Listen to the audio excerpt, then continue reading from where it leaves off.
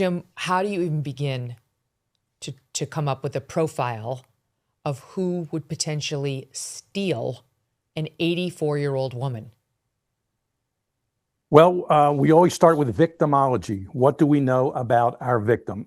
This is a low-risk victim, probably as low as you can get in terms of her everyday activities, her behavior, and even the environment in which she lives, which she travels, and of course her physical, condition, which is not the best in terms of mobility, et cetera. So we want to find out everything about her in that regard, and of course expanding that. It's everyone she knows, of course, family, friends, interview all of them, go through emails, text messaging, such as that. But then to then really hone in on who have been guests in her house in the last month plus. Obviously, family and friends will know about those. What kind of repairmen? What kind of medical people? What kind of delivery people? Salesmen just randomly knocking on doors.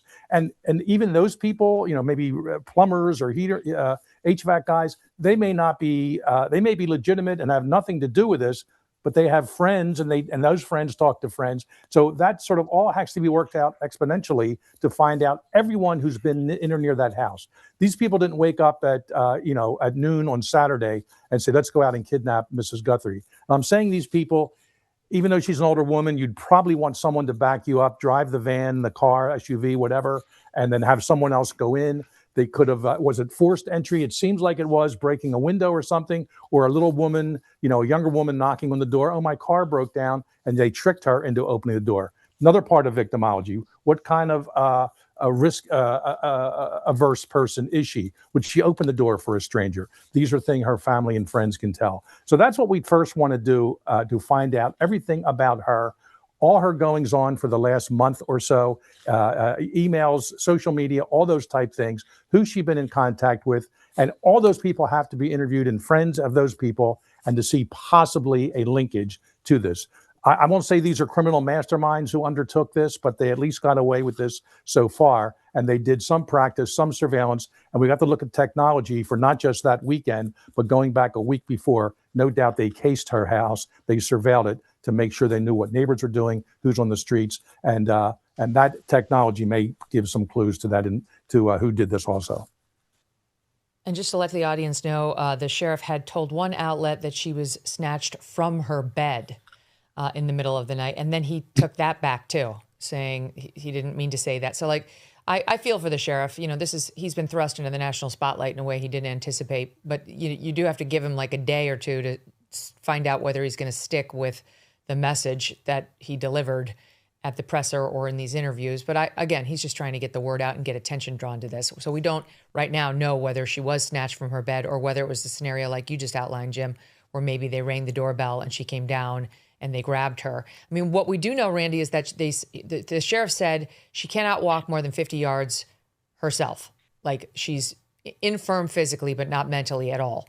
And that would mean that somebody would have to either take her or, quote, help her get out of the house and get into a car potentially. We saw her with a cane on the set of the Today Show.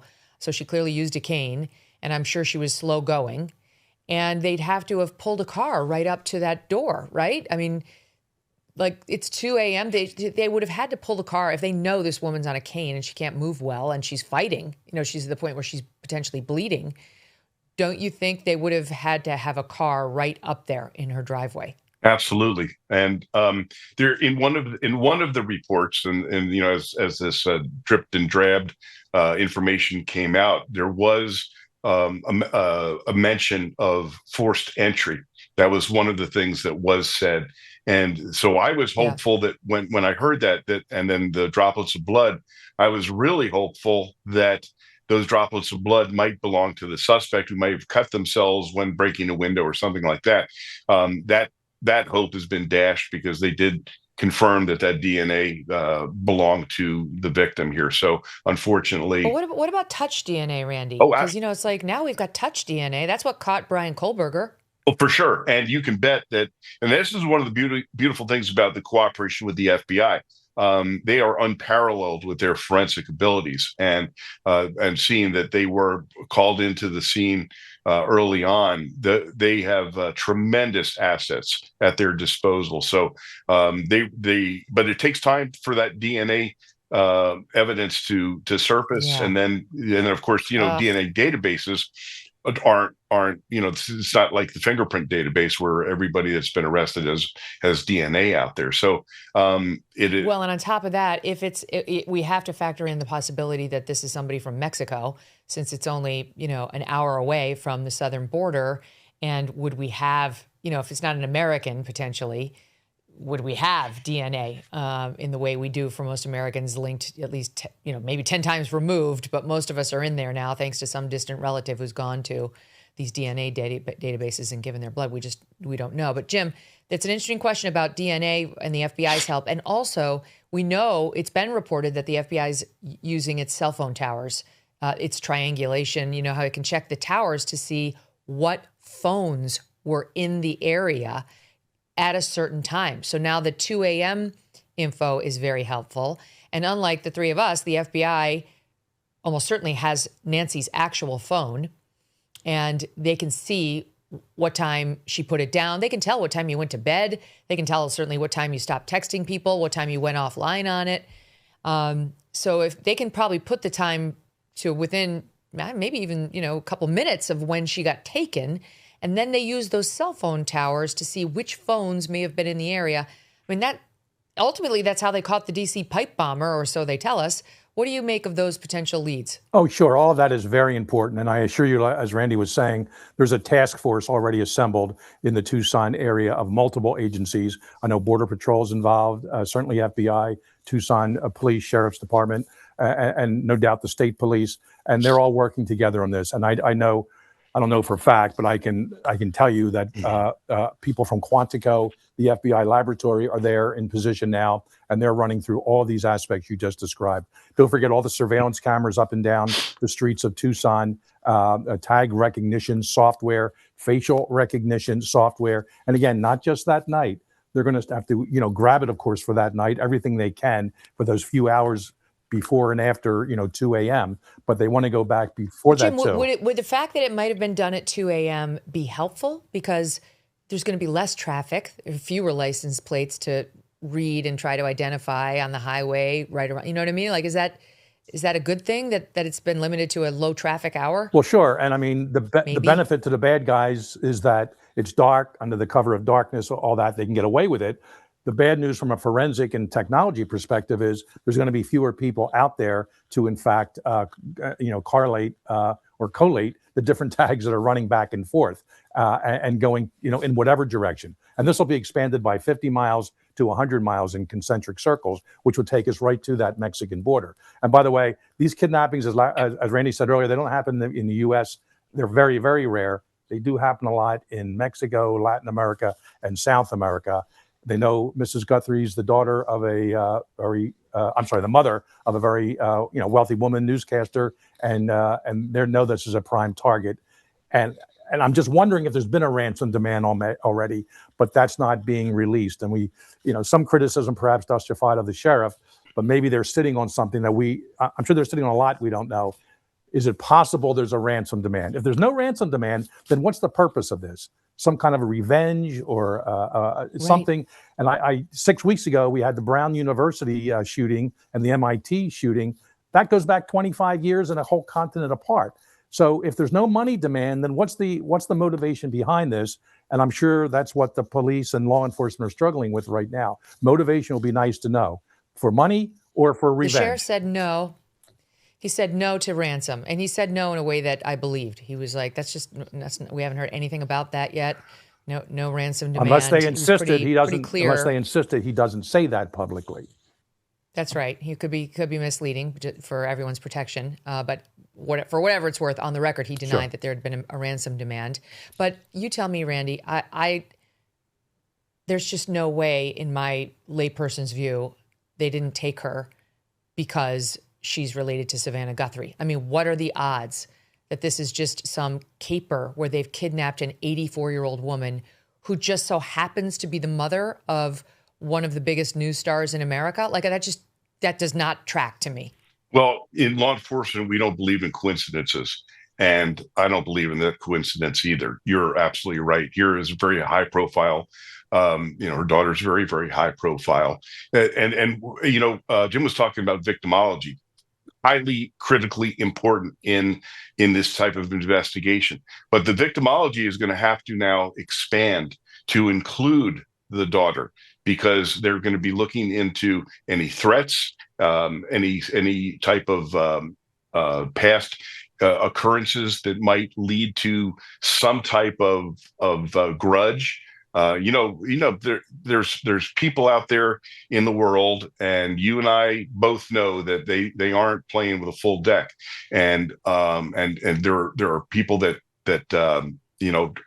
concentrate on an individual, and they become so incredibly attuned to them that they view themselves as being related to them, or a love interest, or anything like that. So all of this has to be looked at. You can't discount anything here, and that's what makes this such a very, very difficult investigation.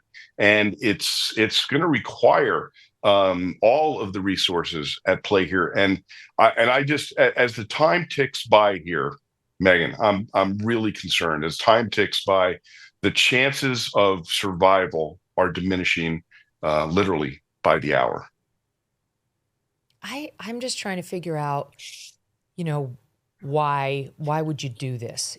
Jim, I'm thinking, we talked to Matt Murphy, longtime federal prosecutor, yesterday, and he was saying, forgive me, but don't rule out a possible sex crime, because he's prosecuted cases where 79-year-old women were raped and attacked. And so sadly, that made some sense. But one would think that if that were to happen, she would have been left there, or if she'd been killed afterward, that she'd be left there. I don't know. It's strange that they took her. Like they clearly took her. And I suppose you could make the case that if they killed her in the house, forgive me for this kind of speculation, but we're all wondering what happened. That also could explain the pacemaker no longer communicating with the Apple Watch at 2 a.m. That's the other possibility of why the syncing stopped. Well, this was a high-risk crime to go to the door, grab the woman, and do anything with her. It increases 100-fold by putting her in a car and driving away with her. So much can go wrong after that. You cross the line, or one of your taillights is out, a police officer could stop you, then you have all kinds of issues. Now, whether she's in the trunk, she has duct tape around her, I'm just speculating here also. We don't know.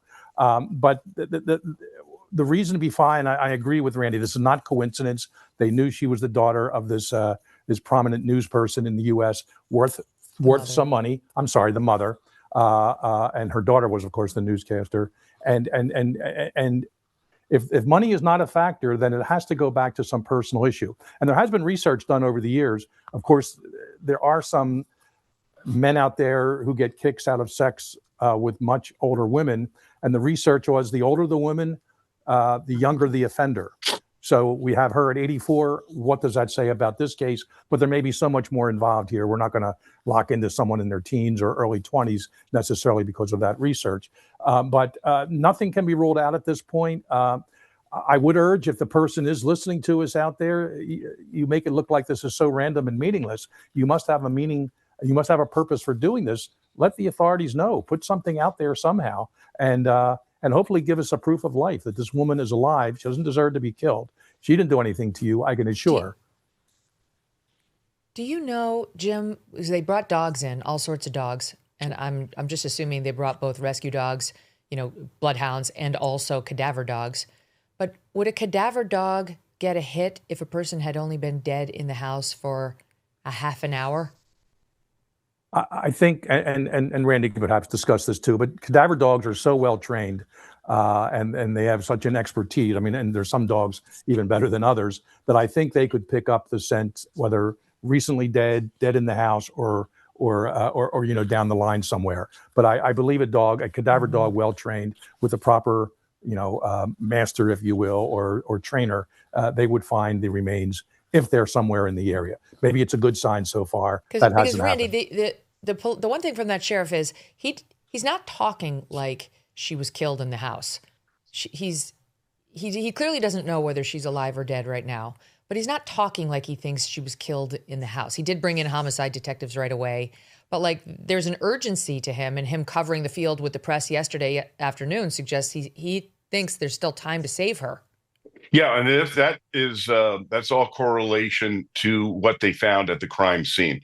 Now, remember, very early on, they did couch this as a crime scene, and they talked about droplets of blood. Later on, when a body, when a killing takes place, a murder takes place, it is very messy. Okay, whether it's from blunt, trauma, for hitting someone with an object, if it's a stabbing, if it's a shooting, it leaves a lot of evidence around. And so when he talks about that it was a crime scene and that they found evidence, and especially the droplets, that indicates to me that that there was not a major crime scene found here, that there was not a pool of blood, if you will, or tissue or things like that. And that would I mean, if you look at all the different ways that a body can lose, its life, it's from blunt trauma, it's from gunshots, it's from stabbings, it's from strangulation. But generally, it's going to leave a lot of forensic evidence behind, and there's been no indication that there was a major scene found here. International disputes, inflation, rising national debt, digital currency. There is a never-ending list of reasons that gold has risen over 700% in the last 20 years. And a never-ending list of reasons smart Americans diversify a portion of their savings into precious metals with Birch Gold Group. Gold can thrive during uncertainty, which is why it's a crucial part of a balanced strategy. It gives you peace of mind, given all the events that could impact the U.S. economy.